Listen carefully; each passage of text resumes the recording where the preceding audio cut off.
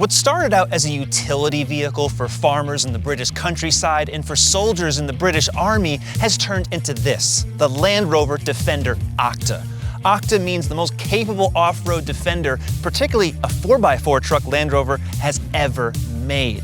This vehicle is equipped with over 620 horsepower. It cost over $160,000 and it's built in very limited quantities. Should you buy one? Should you even consider one over a G-Wagon? Let's find out. The Defender keeps getting better. We thought the Defender Carpathian Edition, that two-door V8, was a handful several years ago. This Octa is wild on any terrain. It's the most extreme Defender they've ever made. The Octa is over an inch higher, almost 3 inches wider than a standard Defender 110. It's riding at this max height 12.7 inches off the ground, and just like any Land Rover or Range Rover, in certain situations the air suspension will rise even further so you can clear water, say up to 3.3 feet of water. No other Defender can do this. A big reason why, they've had to change almost all of the hardware, the suspension, the steering, the bumpers. That allows this Octa to have more approach and departure angles than a standard Defender 110. What you're seeing here, Petra copper paint. It's nice, right? But it also has a $5,000 paint protection film. It's a matte protective film that Land Rover applies from the factory. Very few automakers even allow you to do that. Protects the paint, and it also looks pretty cool. These are 22-inch wheels riding on the standard all seasons, but for just a little bit more, you can spec all terrains. They're 33-inch high. Again, this is such a capable vehicle. Now, what is the point of Octa, might you ask? Well, supposedly that means octahedron, which is related to diamond, and they're trying to say this is the hardest, maybe badassest truck they've made.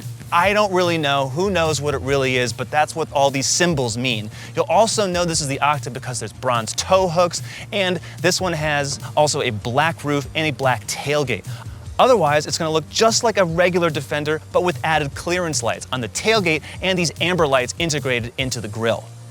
The Defender is always basic, even when it's the Octa, when it's over $160,000. There's some slightly softer leather here, but every Defender is utilitarian, and it's like that on purpose. These one-piece bucket seats have a combination of semi-aniline leather and some other vegan type of upholstery. It's synthetic. It doesn't feel all that good. But what you can feel are the body and soul portions of the seats. That's what Land Rover calls these special transducers, massagers that are basically integrated into the backrest. They sync with the beats of the audio system, the Meridian stereo. That's kind of interesting, but what's more really interesting is the fact that this vehicle feels analog in a completely digital world. There's some screens, but all your controls are where they need to be. There's a giant piece of metal that spans across the dash, just enough leather and a lot of hard surfaces. They're harder, but they're durable. Lots of exposed screws, metals, plastics, rubbers. You don't get that in other luxury SUVs. But at the Octa's price point, I want this to be nicer than it actually is. There's always a lot of room in the back of any Defender 110, and in the Octa it's no different. Doesn't really feel that special. Again, for all this money, they're really not dressing up the interior very much. But the Defender just looks good, period, especially with the Alpine lights above my head. That is evoking the Swiss Alps when they used to have Land Rovers driving around. That's apparently what the story is. So if you were on a mountain, you look behind you and say, hey, I could see where I just came from. Today, they're just cool. There's 34 cubic feet of space behind the rear seats, almost 79 when it's folded. If you want more space, you can't get the Octa. You'll have to order a 130, and it still will work exactly the same way. Nice rubberized coatings and this door, which always opens like a bank vault.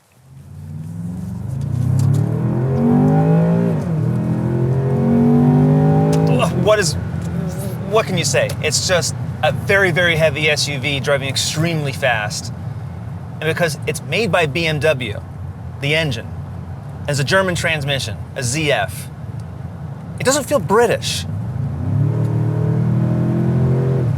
It's definitely more G63 AMG, but it's not. What is the Octa? Really satisfying is what it is. This engine is part of Land Rover's new strategy to have, well, different sourcing, let's put it that way. A 4.4-liter twin-turbo V8 used in vehicles like the M850, all sorts of serious BMW performance cars, 7 Series, basically anything that's top end at BMW. And here, they've given it a dry sump oil pan, changed the intake and the exhaust, and tuned the hell out of it so it's making 626 horsepower. And close to 600 pound-feet of torque when you've got the launch control activated. Otherwise, it's just 553. I thought the last Defender V8 that I tested, that's with the supercharged V8, it was a two-door. Watch that review, because it rips. I thought that was really good. But this just ups it entirely. The top speed on this truck is 155 miles an hour, and it's limited. Ordinarily, that'd be very scary. If you've ever driven a G63 and put your foot down, you know how frightening that is. If you've ever driven a Wrangler 392, which I have, and put your foot down, that's just as terrifying. So this is the same type of category of extreme 4x4 truck. Too big of an engine and too big of a vehicle. But it's actually kind of fun. Because the Defender isn't that large. They've widened it, but it doesn't feel any wider when I'm driving it on the highway. It's just wide enough to require clearance lights.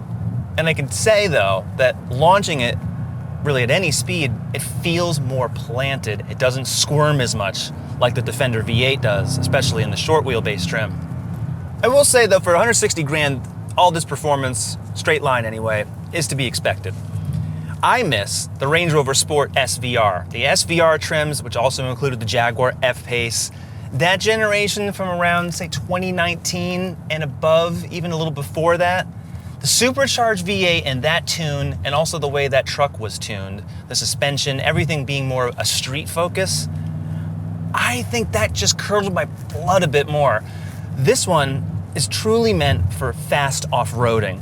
And it's not as dramatic as I was expecting it to be on the road. I want some more snap, crackle, pop. I want some deeper exhaust roar. It's good, don't get me wrong.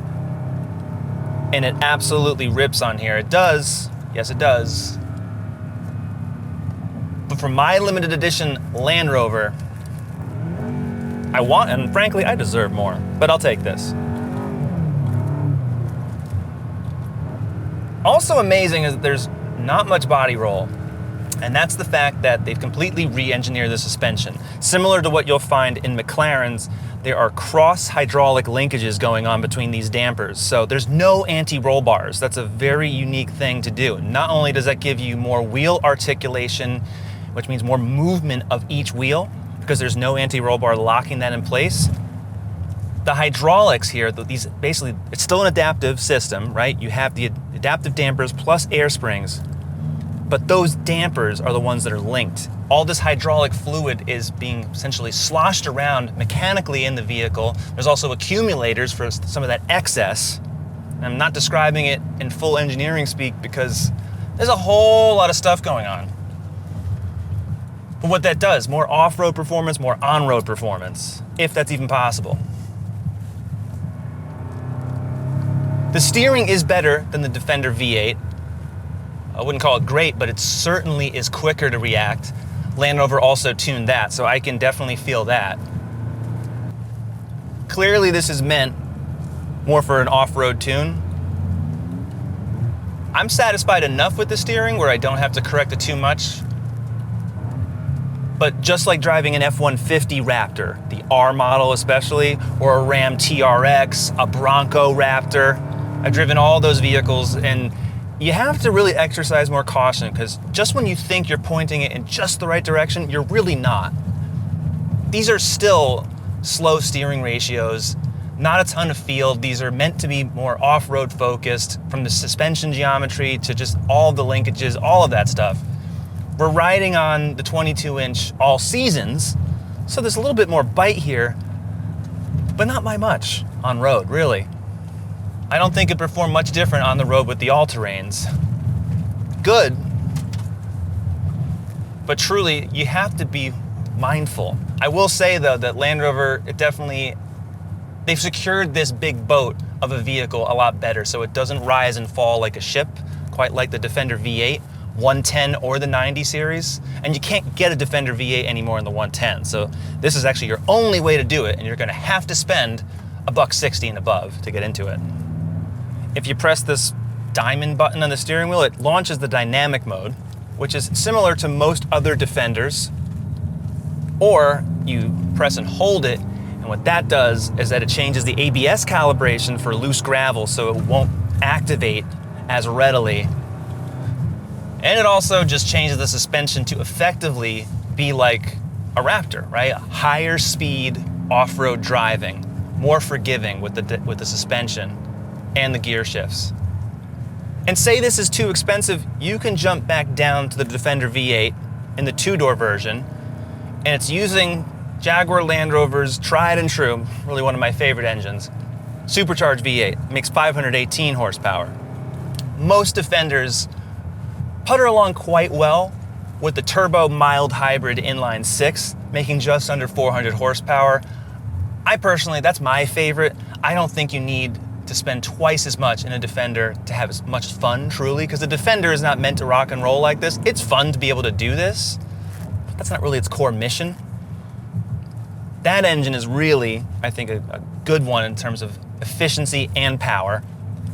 Either way, though, you're going to be able to tow 8,200 pounds with this Octa, and that's not something that a lot of other luxury SUVs can do unless you're talking about the true big body on frame vehicles like a Nissan Armada, things like that. So the Defender really can do it all. The question is, how much do you want it to do?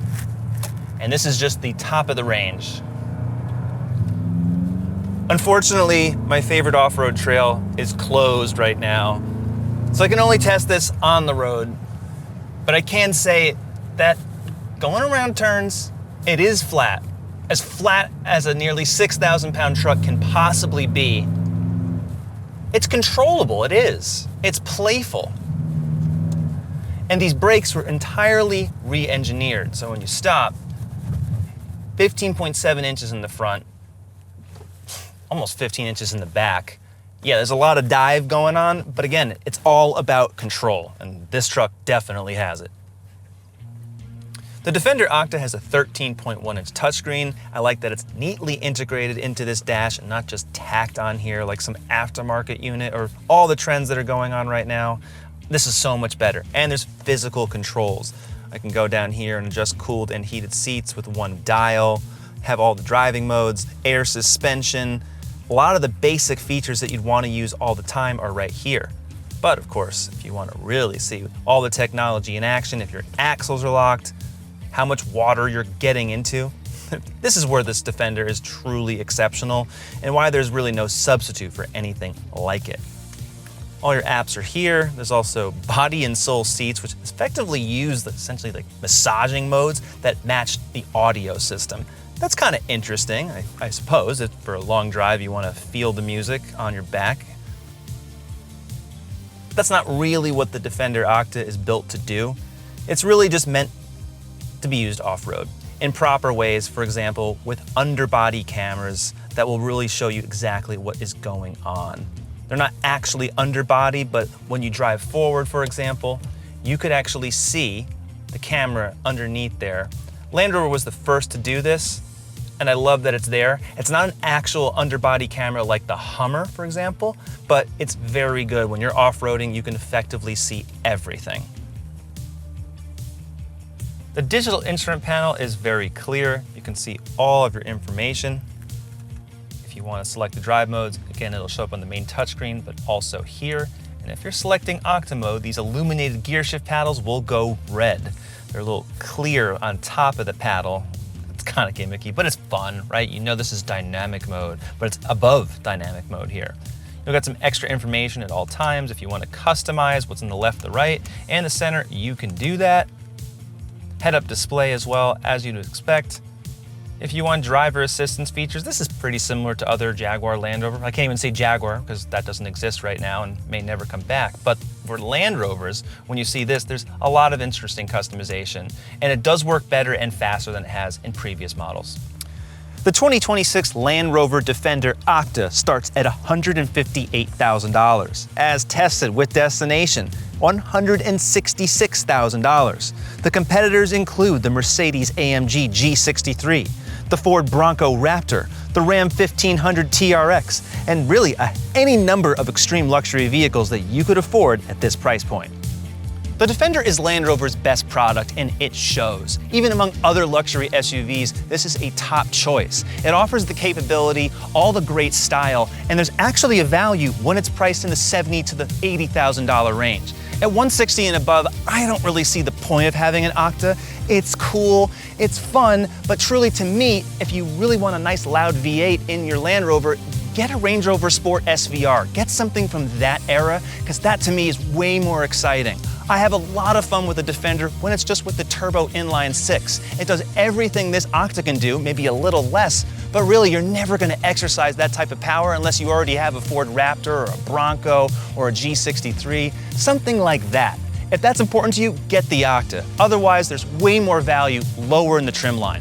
What do you think? And you want more SUV reviews? We've got them on CarGurus, so subscribe to the YouTube channel, and we'll see you next time.